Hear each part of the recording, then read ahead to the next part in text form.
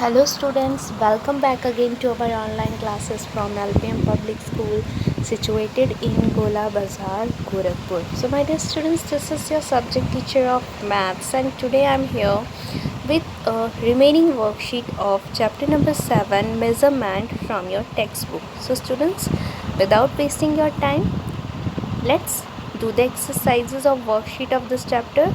So take out your book, notebook and pencil box along with you while studying your online classes. So students, today we are going to discuss about exercises or worksheet from page number 92.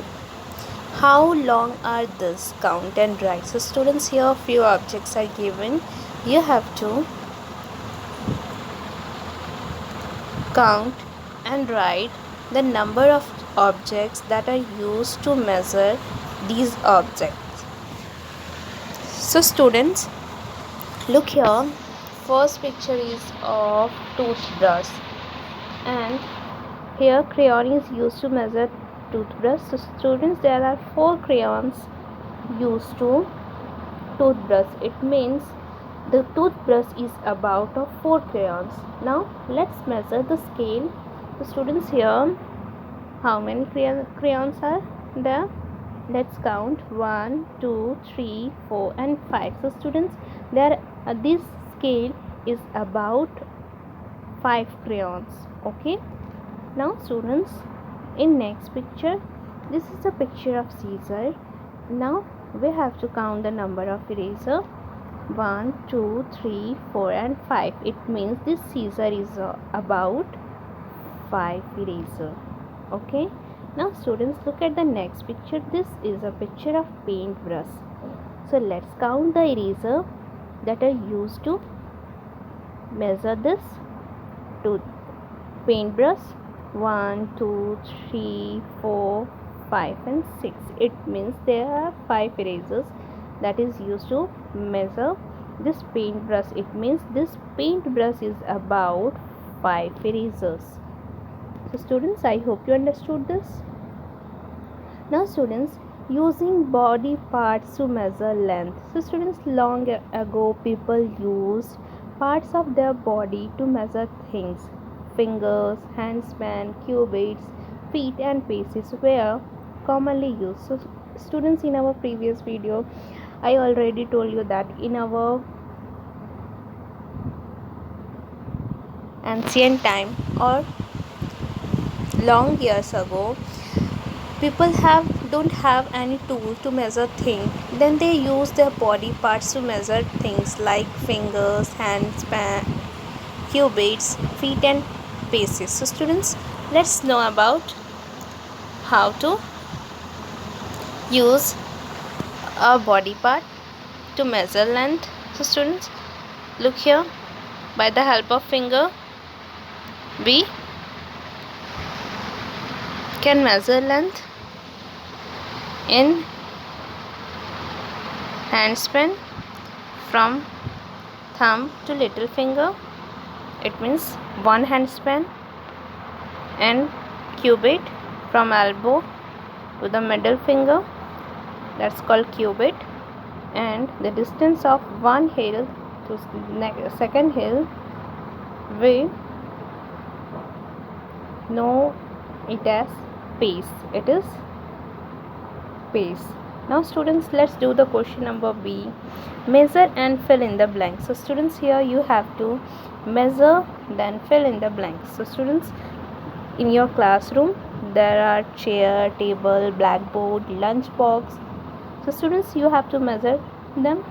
Students, your chair is 2 cubits long. So students, you have to measure your chair with cubit. Okay, and you know very well about cubit. Next, your table is blank handspan long. So students, you have to measure your table with the help of handspan. Next, your blackboard in your classroom is 3 cubits long. So here you have to measure your blackboard with cubit. Next, your lunch box. So students, you have to measure your lunch box by using your fingers. Next one, a wall of your classroom is blank pieces long. So students, here you have to measure the wall of your class with pace, because you know very well the length of wall of your classroom is very long. So if you use finger, handspan and cubit, you can tad. So you have to use the paces. Okay. Now students, let's come to the page number 93. Soma measures the table. It is 6 handspan long. Susil measures the same table. It is 4 handspan long. Can you say why? So students, look at the hand of Soma and Susil. They have different size of their hands. Soma has little hand, while Susil have big hand. It means the size of both hand are different. So when they measure the table, the size or the length of table will be not equal.